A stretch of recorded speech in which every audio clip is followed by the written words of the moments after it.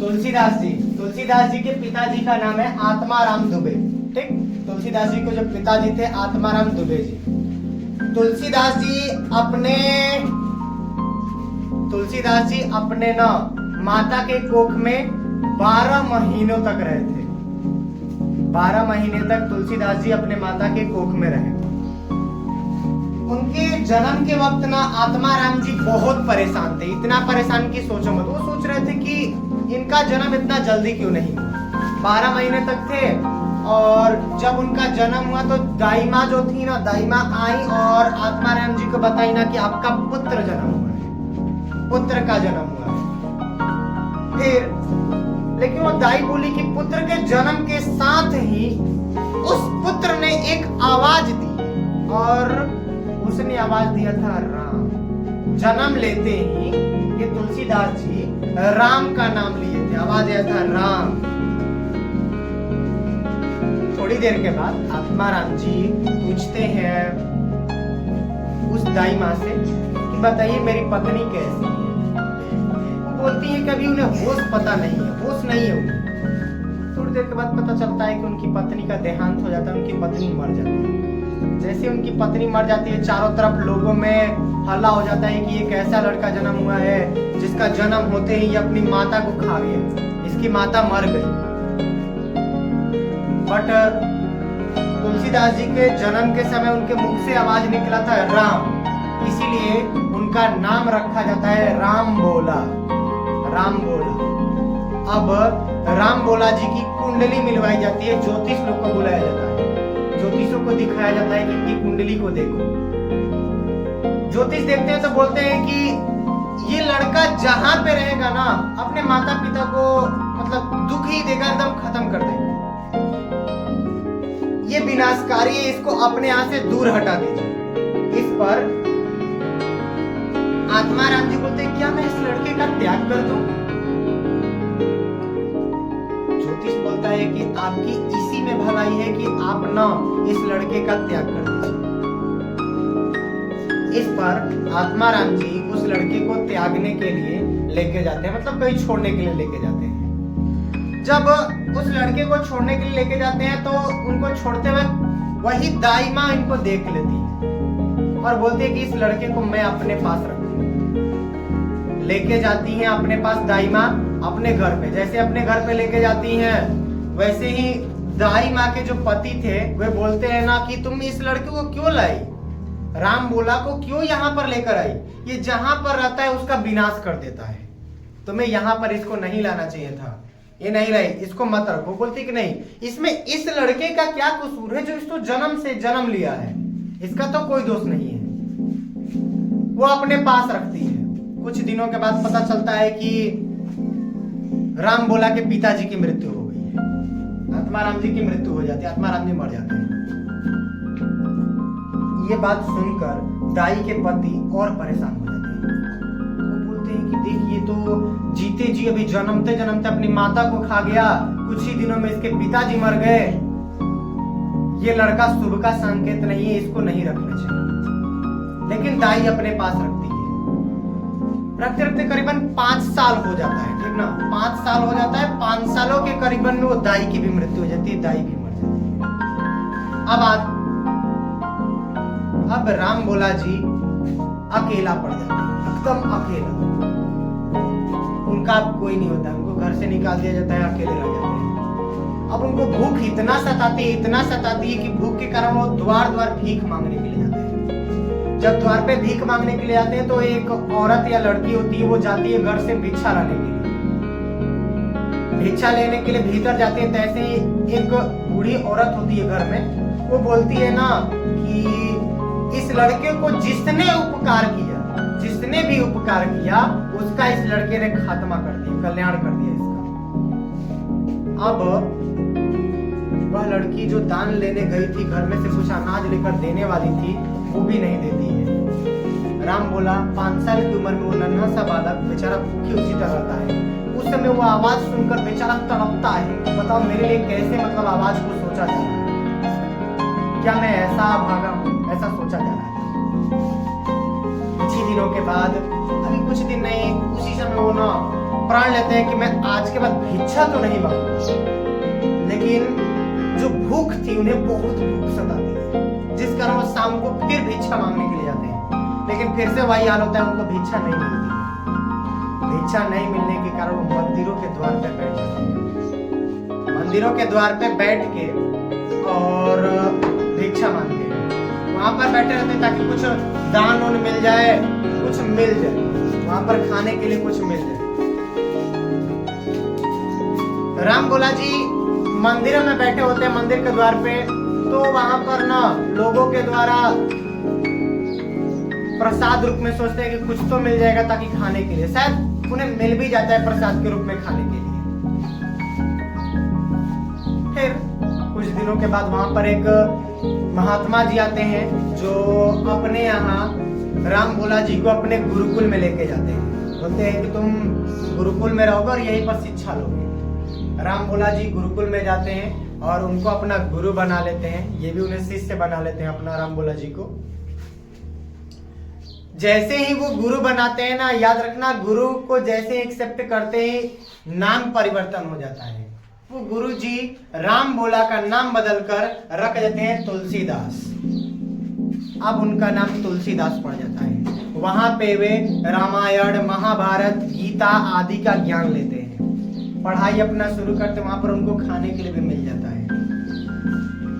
अब चूंकि वहां पे गुरुजी उनको एक मेन बात बताते हैं कि देखो, मानता हूं कि तुम्हारे साथ जन्म से ही सारे लोगों ने तुम्हारा साथ छोड़ दिया है, कोई तुम्हारा साथ नहीं रहा, लेकिन तुम्हारे जन्म से ही तुम्हारे पास एक वर्ड है जो है राम। तुम उसी का नाम लो, वह तुम्हारे लिए अति फलदायक होगा। तुलसीदास नाम उनका पड़ गया था। तुलसीदास जी हर चीज छोड़ के केवल राम इस उच्चारण में लग गए। राम, जब भी खाली थोड़ा सा भी वक्त खाली केवल राम राम राम, नाम उच्चारण बहुत किया करते थे। नाम उच्चारण सब कुछ फलदायी वही है, नाम में लग गए। इतना नाम का प्रभाव पड़ा, इतना नाम का प्रभाव पड़ा कि जो लोग उनको दुत्कारते थे, दूर भगाते थे, अब वे लोग खुद उनके पास खाने के लिए सामान लेकर आने लगे, खाने के लिए व्यवस्थाएं लेकर आने लगे। इतना नाम का केवल प्रभाव है। इसीलिए बेटर रहता है कि हम सभी नाम का प्रभाव ज्यादा नाम उच्चारण करें। नाम अति सुंदर है, वो राम का नाम पकड़ लेते हैं और उच्चारण पे लग जाते हैं। वहां पे उनकी शिक्षाएं होती हैं। कुछ दिनों के बाद गुरुजी उनको लेकर काशी लेकर जाते हैं, बनारस। वहां पर एक गुरुजी होते हैं, उनको बोलते हैं ना कि आप तुलसीदास को अपना शिष्य बना लीजिए, और वहां पे उनकी शिक्षा शुरू हो जाती है। तुलसीदास जी वहां पे पढ़ने लगते हैं।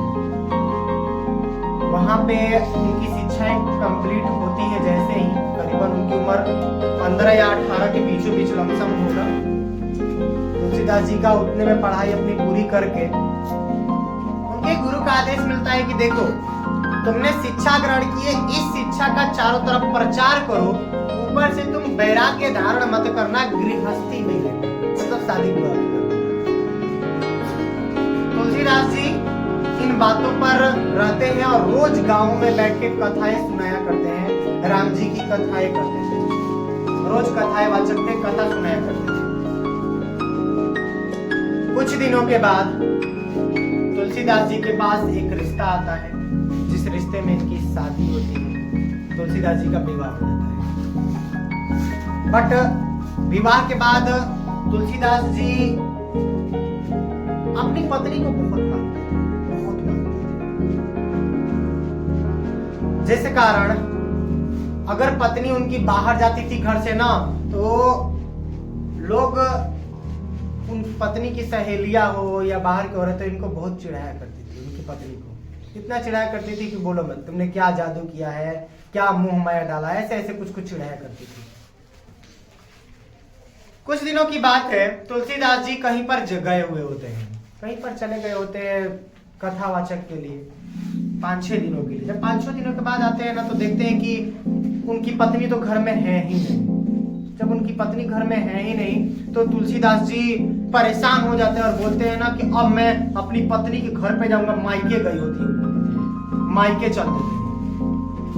मायके जाते हैं तो रास्ते में नदी पार करना होता है, बहुत तेज आंधी तूफान बारिश आया हुआ होता है।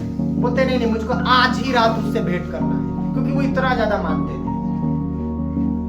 जाते हैं, रास्ते में नदी पड़ती है, नदी पार करने के लिए कोई सहारा नहीं मिलता है। तब तक से देखते हैं कि बहुत बड़ा एक लकड़ी आ रहा है गट्ठर जैसा, उसी पर वो लेट जाते हैं और उसी के सहारे नदी को पार कर देते हैं। जैसे ही नदी को पार करते हैं ना, पता चलता है कि वो लकड़ी का गट्ठर नहीं था जिससे पार किए थे, वो एक मरा हुआ लाश जिससे वो पार किए थे। लाश को पकड़ के वो पार किए थे नदी को।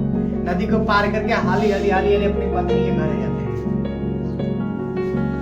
जैसे ही जाते हैं तो सोचते हैं कि इतना रात्रि का गेट ठकठकाऊंगा तो लोग क्या बोलेंगे, क्या सोचेंगे। इतना सोचकर बोलते कि मैं अपनी पत्नी का रूम तो जानता हूँ कौन सा है, बहरिये से ऊपर चढ़ जाता हूँ, जंगला फुटाऊंगा और भीतर ढुक जाऊंगा। फिर सोचते हैं कि यहाँ से ऊपर जाऊं कैसे। तब देखते हैं कि एक बहुत बड़ा पाइप है, पाइप को पकड़ लेते हैं और पाइप को पकड़ के ऊपर चले जाते हैं, जंगला पाटी भीतर चले जाते हैं। जैसे ही अंदर जाते हैं, उनकी पत्नी बोलती है कि आपको कौन सा जरूरत था कि इतने रात में आप चले आए। वहां पे वो बहुत ही उचित बातों को बोली है। वो बोलती है कि कौन सी आपकी मोह माया है, ये हाड़ कंकाल से कौन सा मोह है। अरे सभी के पास ये मात्र हड्डी का कंकाल है, ऊपर से मात्र मांस को चढ़ाया गया है। कोबर है जिसमें दिखने में कोई सुंदर दिखता है, कोई खराब दिखता है, कोई क्रूर दिखता है, सारे का चेहरा अलग अलग है। ऐसी कुछ बातों को तुलसीदास जी को उनकी पत्नी समझाते, बोलती कि आप अपने गुरु का आदेश भूल गए क्या। उन्होंने आदेश दिया था कि आपको नाम नहीं छोड़ना है, राम का नाम पकड़े रहना है, नाम नहीं छोड़ना है, उनके संगत को नहीं छोड़ना है। वैसे आप आए कैसे, इनके बारे में पूछते तो बोलते हैं कि मैं नदी के पार आया तो देखा कि एक लकड़ी का था, वो एक लाश था, मैं उसको पकड़ के बाहर आया, यहाँ से मैं ऊपर आया, एक पाइप को पकड़ के आया। वो बोलती है पाइप, घर के बाहर तो कोई पाइप भी नहीं है। बाहर खिड़की से देखती है ना तो वहां पे कोई पाइप नहीं था, बहुत बड़ा अजगर था जिसको पकड़ के तुलसीदास जी ऊपर आए हुए थे। अब उनकी पत्नी इतना ज्यादा समझाती है, बोलती है कि इस हाड़ कंकाल से कोई मोह नहीं, तुम अपने भगवान पर ध्यान दो, अपने नाम पर ध्यान दो। जितना समय तुम इधर मोह माया में लगा रहे हो, उतना समय उस राम नाम पे ध्यान दो, तुम्हारा कल्याण होगा। वो बातें तुलसीदास जी के जहन में इतना ढुकती है, उसी समय वो वहां से चले जाते हैं, घर छोड़ देते हैं। उसके बाद फिर वे कभी भी वैसी मोह माया में नहीं पड़ते हैं। बाहर जाते हैं तो कुछ समय लगता है, आगे जाते जाते चले जाते हैं। देखते हैं कि एक पेड़ रहता है, पेड़ वो सूखने वाला होता है, एकदम सूखने वाला होता है, उसको मर जाता है। वो कहते हैं कि इस पर पानी का कोई साधन नहीं कि यहाँ तक पानी पहुंचाया जाए, कहीं और पे रहने लगते हैं तुलसीदास जी, क्योंकि वहां सब चले जाते हैं, केवल अपने राम नाम की भक्ति में लग जाते हैं। जब खाली होते केवल राम नाम, कथावाचक राम नाम, कथावाचक राम नाम, नाम जाप खाली, केवल नाम जाप, कथावाचक, कथा किया करते राम जी की। अब वो देखते हैं तो कहते हैं कि ये पेड़ सूख रहा है, मैं इसके पास ना अपने कुटिया से जल ले आकर रोज इसको डालूंगा ताकि ये जिंदा रहे, मरे नहीं। रोज अपने कुटिया से जल लाकर उस पेड़ को देते हैं, पेड़ के पास मतलब गिराते हैं। जैसा भी हो, उस पेड़ पर एक प्रेत रहता था, उस पेड़ पर एक प्रेत रहता था। पेड़ कुछ दिनों में हरा भरा हो जाता है, सुंदर हो जाता है। अचानक प्रेत ना, एक दिन ये आराम कर रहे थे तुलसीदास जी पेड़ के नीचे बैठ के, तब तक से अचानक वो प्रेत इनके सामने आकर बैठ जाता है और बोलता है कि तुमने मेरे आवास स्थान को, जहां पे मैं रहता, तुमने उसको बचाया है, मांगो मेरे से कुछ मांगो, मैं बहुत खुश हूं, मेरे से कुछ मांगोगे तो मैं तुम्हें दे दूंगा। तुलसीदास जी बोलते हैं ना कि तुम मेरे को क्या दोगे, तुम अपने प्रेत आत्मा में भटक रहे हो, तुम्ही को मुक्ति चाहिए, तुम मुझे क्या दे सकते। पर प्रेत बोलता है कि नहीं, मैं ऐसा नहीं हूं, मैंने भी वेद धर्मों को पढ़ा है, मैं भी एक मतलब अच्छा ही इंसान। इस पर तुलसीदास जी सोचते हैं ना कि हो सकता है कि ये मेरी मदद कर दे। बोलते हैं ना कि मेरे को इच्छाएं तो नहीं है, लेकिन दो इच्छाएं हैं कि मैं दो लोगों से मिलूं। मैं दो लोगों से मिलना चाहता हूँ, एक प्रभु श्री राम से और दूसरा हनुमान जी से मैं मिलना चाहता हूँ।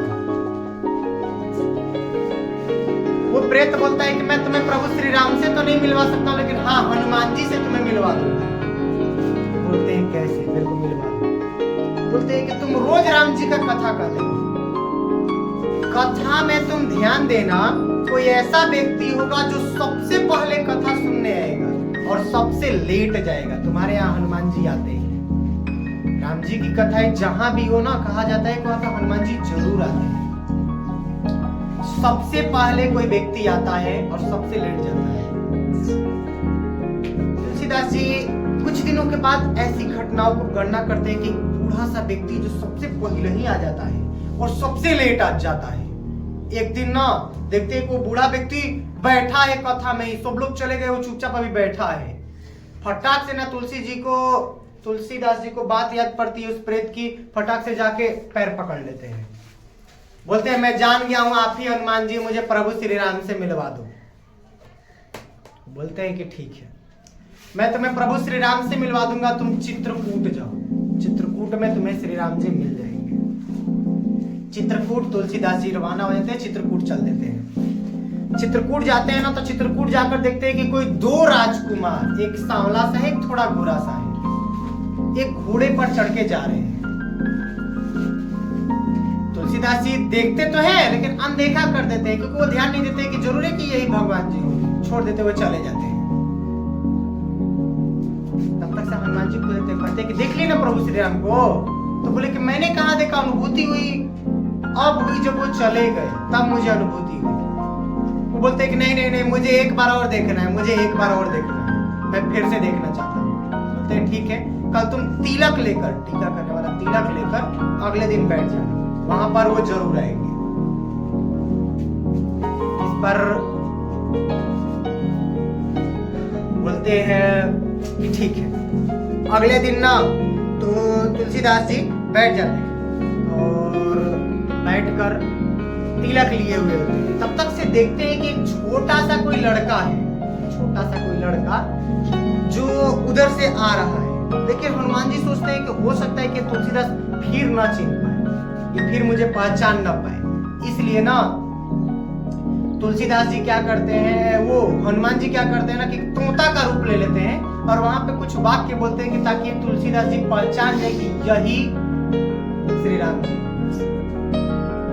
इस पर तोते की आवाज को सुनकर तुलसीदास जी पहचान जाते हैं। छोटे से लड़के को बस देखते रहते हैं, अब देखने लगते हैं, केवल देखते रह जाते हैं, देखते रह जाते हैं। छोटा सा लड़का आता है, उनके हाथों से पकड़ कर अपने हाथों से उनके माथे पर टच करता है। जैसे ही छूता है तुलसीदास जी मतलब एक प्रकार से अजीब उनमें परिवर्तन आ जाता है, क्योंकि वहां पर भगवान का स्पर्श मिल गया था, अजीब परिवर्तन आ जाता है। अब तुलसीदास जी वहां से रवाना हो जाते हैं, चलते हैं। हनुमान जी भी मिल गए थे, भगवान श्री राम के भी दर्शन हो गए थे। वहां के बाद वो वृंदावन जाते हैं। वृंदावन में जाते हैं तो लोग उन्हें मना करते हैं कि नहीं नहीं नहीं, ये तो राम भक्त है, इसको कृष्ण जी के दर्शन नहीं करवाए जाएंगे। लेकिन किसी भी तरह कृष्ण जी का दर्शन करते हैं तो बोलते हैं कि ये दोनों लोग एक ही हैं, अलग नहीं है। ये तुलसीदास जी वहां पे बताते हैं कि दोनों लोग प्रभु श्री राम भी और कृष्ण भगवान भी दोनों लोग एक ही हैं, अलग नहीं है।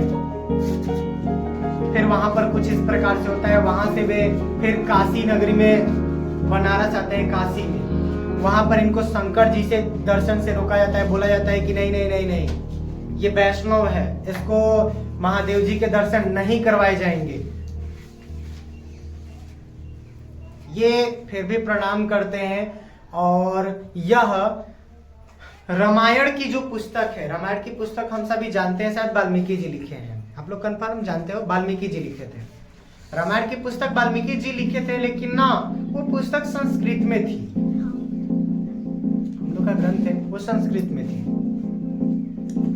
उसको तुलसीदास जी हिंदी में करने के लिए रामचरितमानस का निर्माण करने लगे कि हिंदी में रहेगा तो कई लोग के पास सुलभ भी हो जाएगा, कई लोग को देखने को भी मिल जाएगा। कई लोग पढ़ भी पाएंगे। इस पर कई सारे लोगों ने सवाल खड़ा किया कि नहीं, तुम धर्म ग्रंथों के खिलाफ ऐसे नहीं कर सकते हो। जो पुस्तक संस्कृत में है वो संस्कृत में रहेगी, उसको दूसरे लैंग्वेज में नहीं कन्वर्ट किया जाए।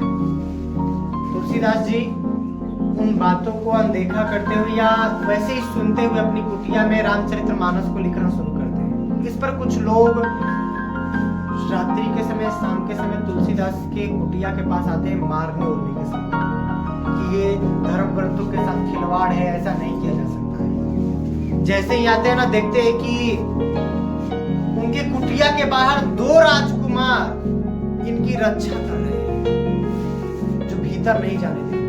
यह देखकर तुलसीदास जी को सुबह सब लोग कहते हैं, अरे ये तो खुद इनकी रक्षा तो भगवान कर रहे हैं।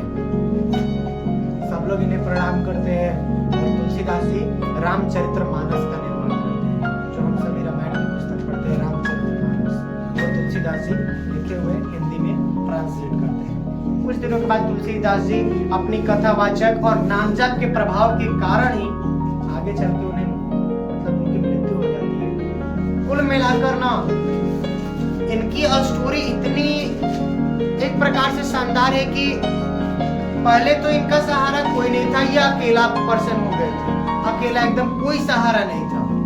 सारे लोग इनसे बिछड़ते गए, लेकिन ना इनका साथ देने के लिए एक ही चीज रहा, वो है नाम, भगवान का नाम। और वो नाम, राम जी का नाम बस उच्चारण में ही लगे रह गए, एकदम नाम जप पे।